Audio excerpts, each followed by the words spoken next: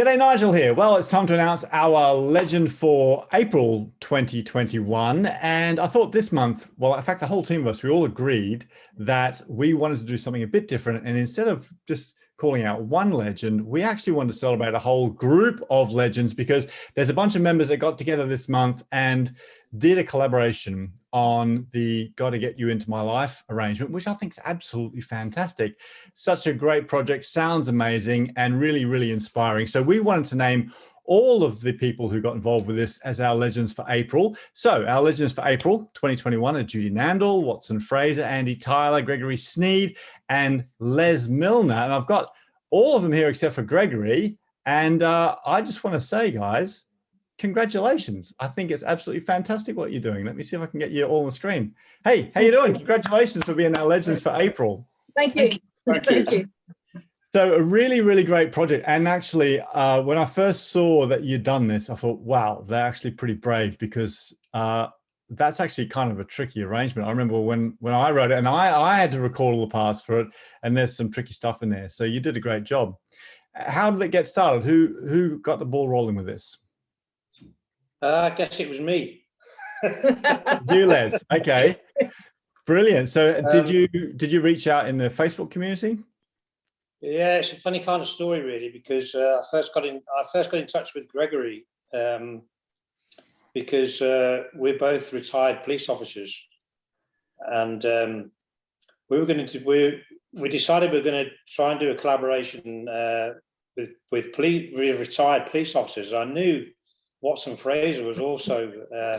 Oh yeah, because Watson, you were in the police too, right? Yeah. We get a bunch of ex-coppers in Sackskill. How did that happen? So the three of us got together, and then of course I didn't know anybody else. It was a retired police officer, and Watson then said we ought to recruit Judy and Andrew as special constables. Never been called that before. Fantastic. Wow. You're special, Judy. Yeah, special. That's brilliant. Isn't it amazing the connections that people make in the community? I'd forgotten, because actually, Watson, you told me in the past that you were retired from the police force, and I'd forgotten that. Are there any other retired policemen in Sackskill that you've come across? I don't know. Okay, so we know about three of you. There's bound to be, but not that I know of. Yeah. That's awesome. What a great connection. And then from there, Judy and Andy, so you reached out all together to collect with this. Fantastic. So did you, Les, come up with the idea of which piece to do? Yeah, sadly, it was me who suggested it, yeah. Okay. That's your fault. Your fault, yes. Your fault. Rightio. So, and so then you had this idea and all five of you agreed you wanted to get involved with it. So then did you leave it up to each of you to decide which part you were going to do? I mean, Watson, you're playing Barry, so I guess you had the Barry share taken. Yeah. Did you guys volunteer? Yeah, the Barry taken. I think Andrew and Gregory said they only wanted to play tenor. So that left me and Judy with the altos. Oh wow, brilliant. Brilliant. I took what I was given. Okay. Police officers, I couldn't really, Well, you don't want to argue with police officers. Didn't argue with them. Definitely not. All right, fantastic. So then you all went away and worked on your parts, and then how did it work Andy, did you just get yours recorded and then send it in? I think we were very lucky, and I think I would say to anybody starting a project like this, have one member of the team who really knows what they're doing with the video technology. So for me, it was, other than the part and trying to play the part that I think Freddie had played, it was relatively straightforward. It was a question of record myself against a plain backdrop. So I recorded myself multiple times until I got to a point where I was happy enough, and then send it to Judy, who did all of the hard work and the magic. So I think that really is the tough part of a collaboration. To record ourselves doing the part is one thing, but to pull it together, that's the real skill. Yeah, the technical side of the video editing is very, very tricky. And Judy, we've seen loads of stuff that you've done in the community, other video projects. So, yeah, I mean, is that something that you have just been learning along the way? How do you find doing it? With the actual video editing, I've actually done it for quite a long time because I'm a language consultant and a teacher. And so I generally prepare language lessons as well on video. And I'm a storyteller for young children. So I've always worked with making videos, and it's kind of like a hobby. But I also teach at a music university here in Rome. And a lot of my students are doing a BA in production. And so I got a lot of tips from them, actually. So they helped me through when I was getting stuck on certain things. And so instead of me actually giving them lessons, they were giving me lessons on how to actually edit and use Logic Pro. So, it all came together that way. Brilliant. So you're editing, so you're using Logic Pro for the audio, and then what are you doing for the video? What are you using for the video? Actually, I use my iPad, would you believe, for this one, but I do have Final Cut as well. Okay. But so I did it on my iPad. Oh, when you do it on your iPad, then is that with iMovie? No, LumaFusion. It's a little app that you can get, and it costs about £16. It's very cheap, but you can really do a lot of things with it. And then you can just add, when I've actually got the music together, which I've done on Logic Pro, then I'll just move it into the LumaFusion and then create the video.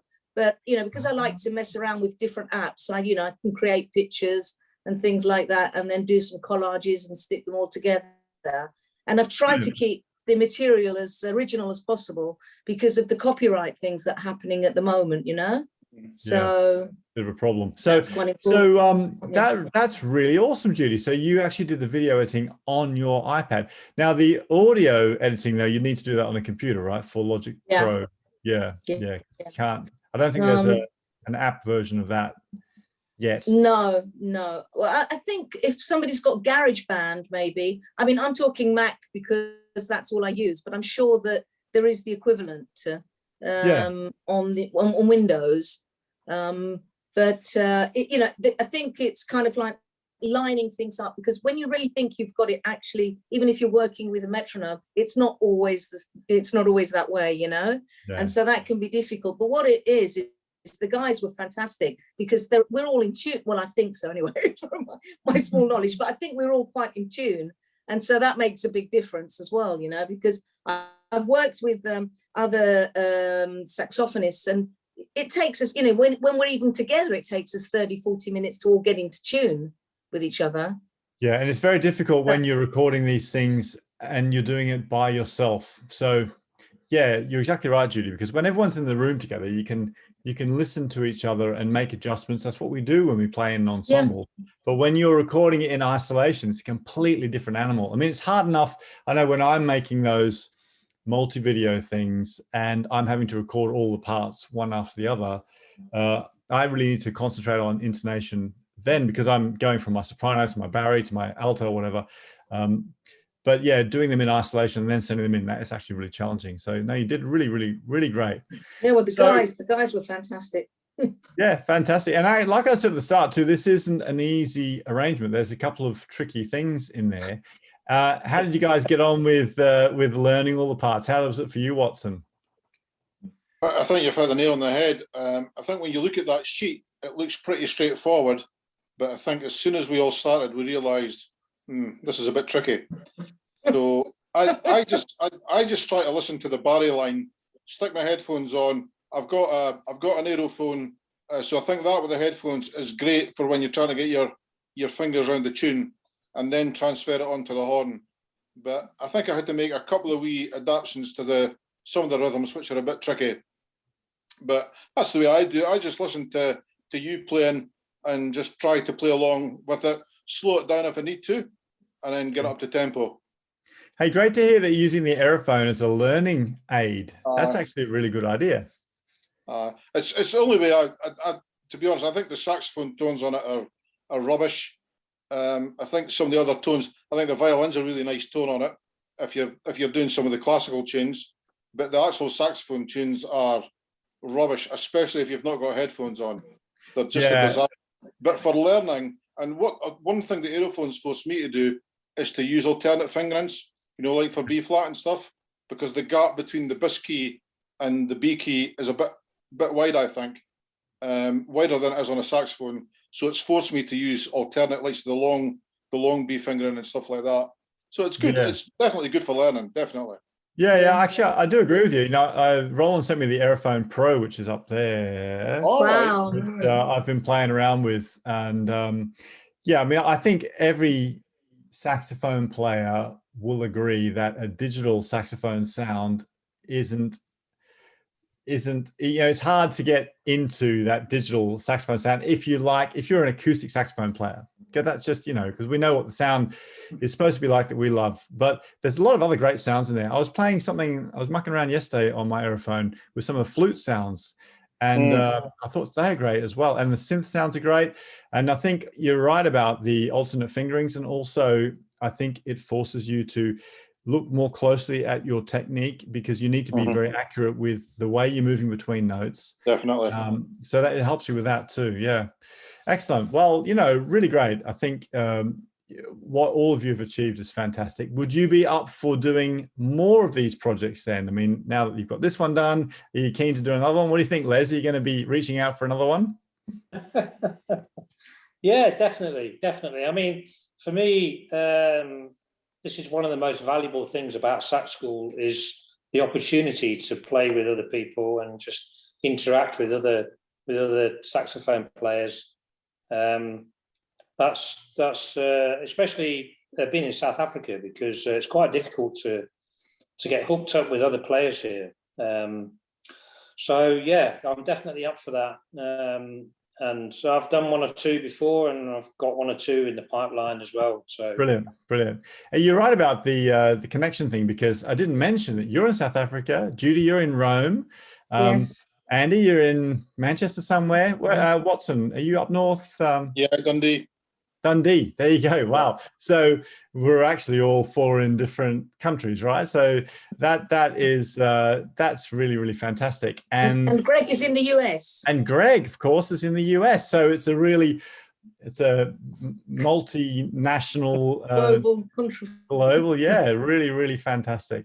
So well done. And what about, just to wrap up then, I know a lot of our other members would love to do something like this. Maybe they've not tried one yet and don't know where to start. So anybody got any advice for other members that are keen to do something like this?